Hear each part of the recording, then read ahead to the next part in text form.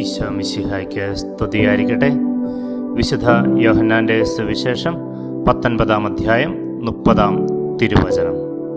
യേശു വിനാഗിരി സ്വീകരിച്ചിട്ട് പറഞ്ഞു, എല്ലാം പൂർത്തിയായിരിക്കുന്നു. അവൻ തല ചായ്ച്ച് ആത്മാവിനെ സമർപ്പിച്ചു. പിതാവായ ദൈവം തന്നെ ഏൽപ്പിച്ച ദൗത്യം ഭൂമിയിൽ പുത്രൻ തമ്പുരാൻ പൂർത്തിയാക്കി.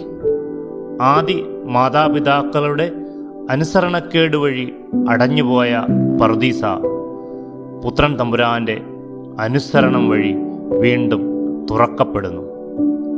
മനുഷ്യ സങ്കല്പത്തിന് അതീതമായ കഠിന പീഡകളും കുരിശുമരണവും വഴി ഞങ്ങളെ രക്ഷിച്ച ഈശോയെ, പാപം ചെയ്ത് അങ്ങയെ വീണ്ടും വീണ്ടും വേദനിപ്പിക്കാതിരിക്കാൻ കൃപ തരണമേ.